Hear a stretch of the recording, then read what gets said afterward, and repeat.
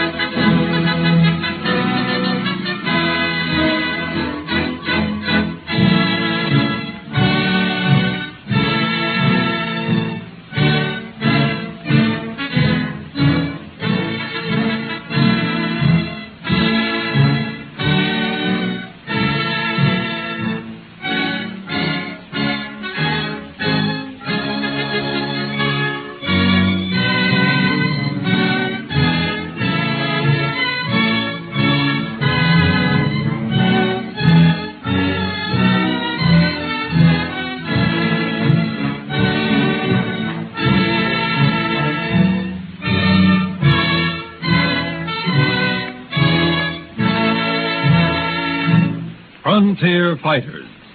Throbbing pages torn from the history, romance, and adventure of those brave men and women who brought law and order to the West. A picturesque character whose exploits thundered across the pages of history was James Butler Hickok, familiarly known as Wild Bill. But this son of law-abiding, God-fearing William Alonzo and Polly Hickok was anything but wild. Famed as the best shot in the West, as an Indian fighter, town marshal, and defender of weak and helpless women, the winning of his nickname almost cost him his life.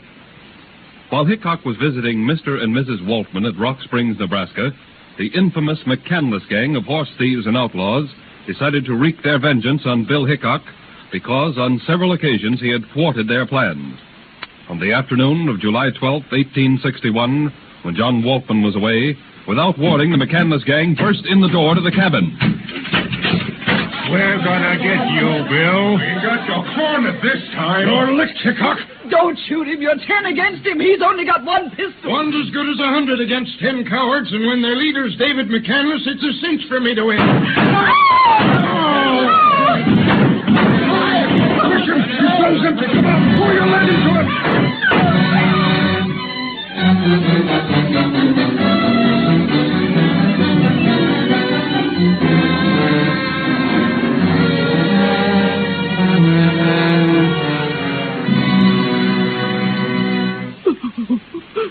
John, do you think Bill will live?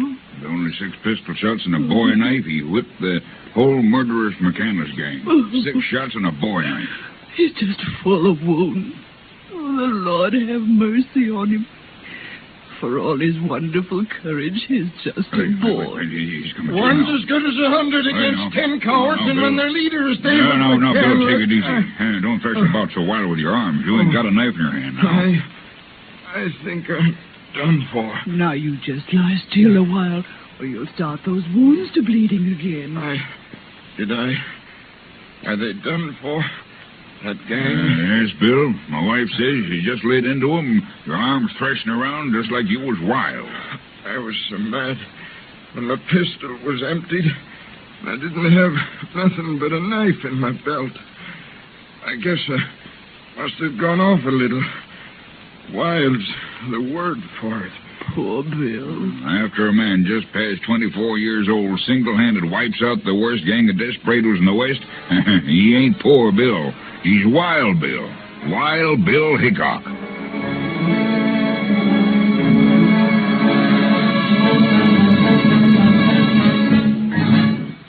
And so James Butler Hickok earned the name which almost cost him his life. His encounters fighting on the side of law were many. Early in 1862, he joined the Union Army and served with honor as a sharpshooter, spy, and scout. The Civil War at an end, he became chief scout for General Curtis. In 1869, he came to Hays City in Kansas. On September 8th, he was elected town marshal. He had hardly taken the oath of office when Jack Strawn, a notorious desperado, began to terrorize the citizens. Said Jim Nestor to the new marshal, Bill, I tell you, this Strawn is 14 different kinds of a devil. He said he was going to clean out Hayes City and a new marshal, too. That's so? Well, you don't see me getting excited, do you, Jim? Well, aren't you going to do nothing? Sure, but let the stranger get his feet warmed first. Just common courtesy. When I left him, he was over to Drum's Saloon, showing the crowd the notches on his gun. Said at the drop of the hat he could shoot anybody or anything straight from the hip. Where did you say this notorious outlaw hangs out? Drum's Saloon, Bill. Hand me that brace of pistols, Jim. As town marshal, I reckon it's my duty to see that strangers coming into town know that law and orders come to Hayes City to stay.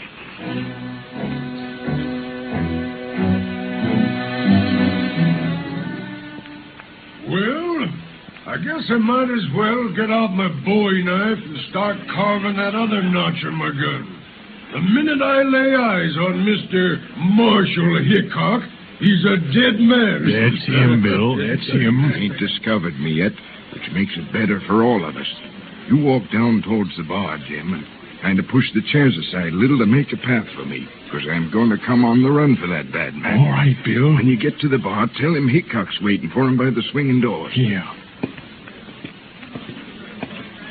Sorry to interrupt your game, but you're blocking my way to the bar. Just move closer to your tables. Well, since when are you so finicky, Jim, about stepping on my feet? Turning over a new leaf. Decided to be a gentleman. Evening, bartender. What'll it be, Jim? Whiskey. All right.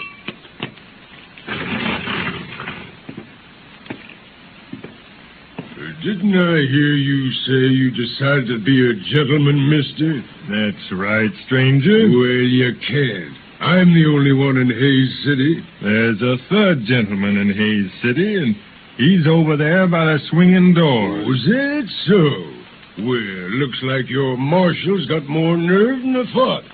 Well, boys, get your money ready for the flowers you'll be sending to Wild Bill.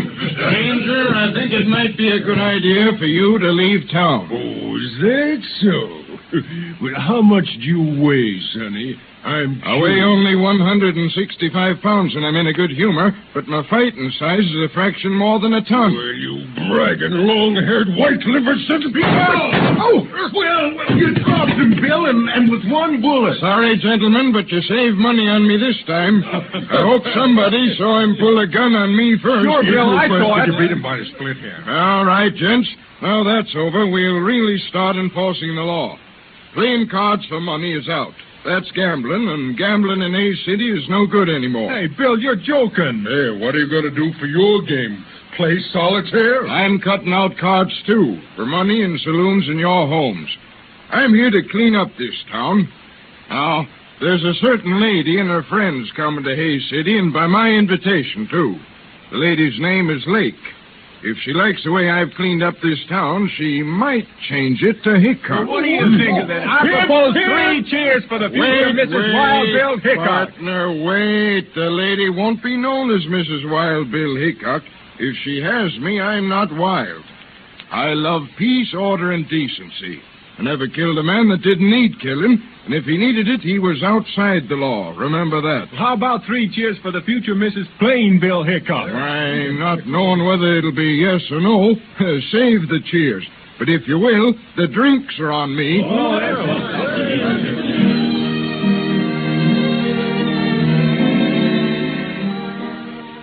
I had not thought I would be approached on the subject of marriage, Mr. Hickok. Well, I ain't much on words, ma'am.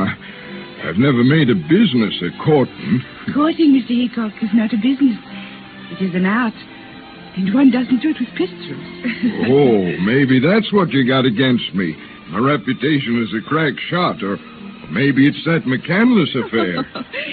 You're what we would say naive. Here I find a young blonde giant. 6'3", are you? 6'1", ma'am. A 6'1" blonde giant in love with a woman 11 years his senior. A woman who has spent most of her life in a circus as an equestrian. I don't care what you are. You're good and fine and sweet. You're like a A breath of sweet, warm spring wind filling the valleys.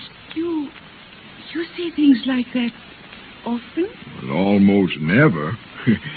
It's looking at you, being near you, that brought it out. Gosh, ma'am, you can't be leading lady in the circus all your life.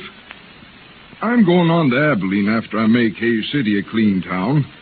If you say the word, I'll settle down in Abilene. That is, after I've made it a place I'd want a lady like you to live in. In your heart, you're a fine man, Bill Hickok.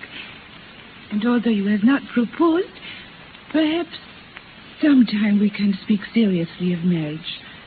But let us wait. You have your way to go, and I mine. But we will meet again. I'll go on living only in the hope that we will meet again, ma'am. Ma'am. Yes, Mr. Bill Hickok? Were you trembling? Well, I'm powerful agitated, Miss Agnes. I want to take you in my arms and kiss you, but I'm afraid you'd scream. No, I wouldn't scream. What would you do, ma'am? Let you?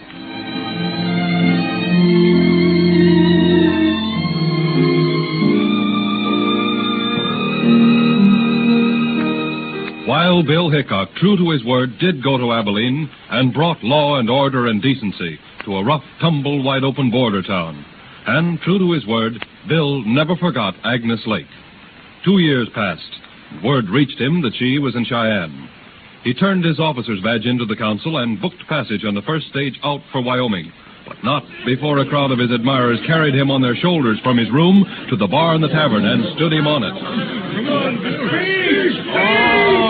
I ain't never made a speech in my life. Never had to. Wasn't anything to talk about for more than 30 seconds. Most of my life I've been dealing with outlaws, desperados, and horse thieves. And for them, you don't need no fancy words, just quick shooting. Say, fellas, is this here a speech I'm making? If you ain't careful, it's liable to be one, Bill. Well, if that's the case, I'll just shut up. But before I do, you all know what I'm going to Cheyenne for. It's to tell Miss Lake again I love her. I reckon she'll have me this time, the Lord knows why, but women is funny things and wonderful things. I don't know what the years will bring, but I hope the day comes when I can lay aside my shooting irons. But as long as there's one outlaw stopping the West from being called safe for the women and children who are bound to come here in that far or near tomorrow, I'm ready to pick up my marshal's badge again and go anywhere to bring law and order to this last frontier.